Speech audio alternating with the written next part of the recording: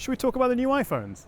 4 new models. We've got the iPhone 16, 16 Plus, and then the Pro and Pro Max. Let's start with the Pro series because they're the most interesting, to be honest. And the big upgrades this year include a bigger screen for both of them. We've gone from a 6.1 to a 6.3 on the Pro, and from a 6.7 to a 6.9 inch on the Pro Max, making it the biggest screen ever on an iPhone. And also, to make it a little bit less huge, this is the 15 Pro Max, they have actually shrunk the bezels quite significantly. It's kind of amazing how small this border is around the screen. So you're getting a bigger screen in a similar form factor. It comes in 4 titanium colors. We've got black, white, natural, and the new color of the day, desert. An even tougher screen with their latest ceramic shield. We have a larger battery, and they're saying the Pro Max will have the best battery life ever on an iPhone, which I'm very excited to test. Also, not only is the battery bigger, but we also now have Qi 2 wireless charging. So with a compatible either Qi or MagSafe wireless charger, you can top it up quicker. No change to wired charging though, unfortunately. The chip, of course, we have the A18 Pro, that's kind of hard to say,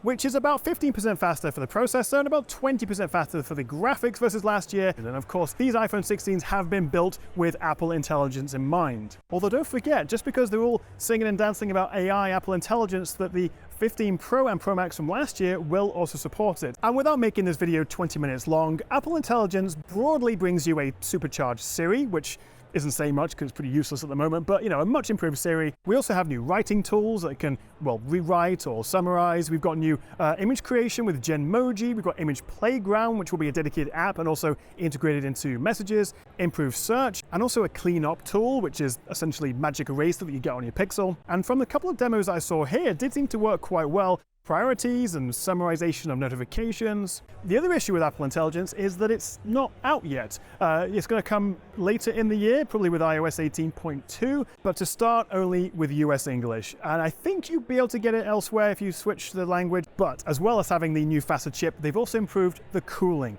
Thank the Lord, because my iPhone 15 Pro Max gets pretty hot, and actually one of the issues, despite the speed of the A17 Pro that we have in here, and no doubt the A18 Pro, is sustained performance. It throttles, it overheats, particularly when you're doing lots of 4K 60 filming or more likely playing games or rendering, editing. And so actually with the entire new 16 series, we have this new graphite cooling architecture design something inside, which actually Apple say should improve sustained performance by 30% on the regular iPhone 16s and about 25% on the Pro models. I'm very excited to test that out, and hopefully also when I'm charging, it won't get as hot as well.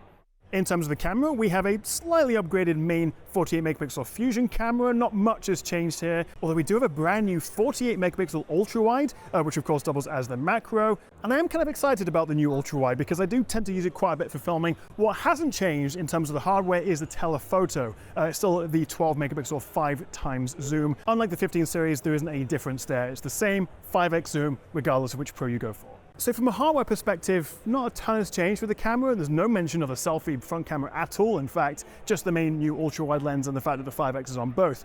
But of course, a lot of it comes down to the processing, and we do have a new ISP, a new image signal processor on the A18 chip.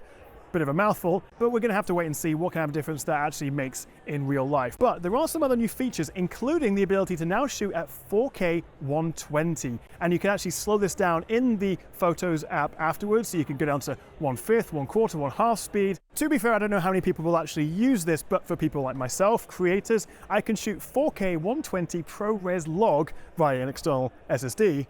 That's pretty cool. There are also new audio mixing tools, new framing guidelines, which actually could be very helpful for getting the right framing for your social posts. And you can also now capture spatial audio. I suppose this says something about how big of an upgrade this phone is, but one of the headline new features is the new capture button. And this is on all iPhone 16s, not just the Pros. Click to open the camera app, click again to take a picture, or click and hold for video. And actually this is capacitive, it's not a physical press button. But because we have some vibrating haptic feedback, it actually feels pretty good. You can slide your finger along it to zoom in, change the aperture, go through different photography modes. And you can also do a lighter press, which either removes the UI for a cleaner interface, press lightly twice for more controls, and then slide over to select. Lots of different options, and this has been designed to be used both vertically and horizontally. But now we have 5 buttons on the new iPhone 16. 2 volume, the action, the power, the capture button. That's a lot of buttons. They've also improved the speakers, although among the crowds here at Apple Park, I couldn't really test that for myself. I almost missed. All new iPhone 16s support Wi-Fi 7. Hooray! And it goes without saying they all have USB-C and Dynamic Island now. So let me rattle off the main upgrades. Bigger screens, thinner bezels, the camera control button, slightly tougher glass, bigger battery, faster charging, faster wireless charging, the new chip which is faster, and also the improved cooling with the graphite stuff, slightly improved camera with the new ultra-wide, 4K 120 video, improved speakers.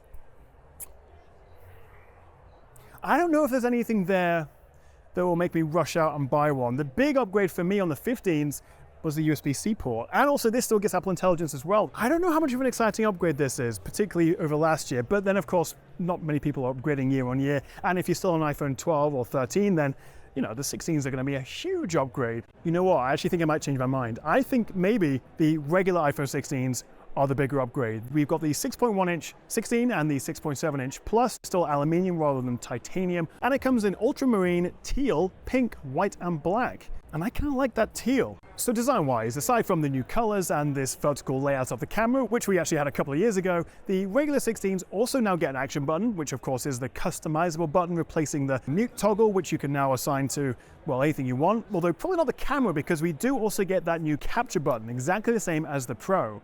We get a brighter and also dimmer screen. It now goes from 1 nit up to 2000. We also have a new chip. It's the A18, although not the more powerful Pro version, which is actually a 2-generation jump from the A16 we had last year. And Apple say it will be between 30 and 40% faster for the processor and graphics, obviously significantly more for the NPU because it's all built around Apple Intelligence. But like the Pros, we also have that new graphite cooling thing. And also a bigger battery, although again, they didn't specify the exact size, but they said it'll be a big boost. Do you know what hasn't changed?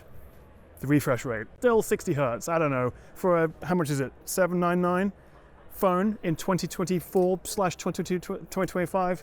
What I'm less annoyed about though is the camera, because actually it seems to be quite a big upgrade. We have a new 48 megapixel fusion camera, very similar to what we have on the Pro series, although smaller sensors, and we also don't get the 4K 120 filming, but higher megapixels, and now we get a 24 megapixel output. It's using pixel binning, and because of the new high resolution, they can use a 12 megapixel crop of that to give us effectively a lossless 2x telephoto zoom. So between the new ultra wide 0.5, 0.6 times, 1 times main, 2 times telephoto, and of course you can, that's me playing with the shutter button, the camera button, you can zoom in and out between that range. So that's not bad at all for the regular iPhones. Again, we'll have to do some comparisons when I get them back in the studio. So the 16 will cost you $799 for 128 gigs. The 16 Plus will cost you $899 for the bigger screen, bigger battery, still 128 storage, $999 for the Pro, which also comes with 128 gigs of storage. Kind of hope they'd have upgraded that to 256. If you want 256 out the gate, then you have to get the Pro Max, which will cost you $1199, so $200 more than the Pro, and you can go obviously higher than that. So no change to pricing, I believe, although that can change based on different territories. So that's just a quick first look at the new iPhone series. Let me know what you make of them in the comments below. I will have my full reviews as soon as humanly possible, but now I'm gonna have to go and fly home for about 11 hours. But yeah, what do we think?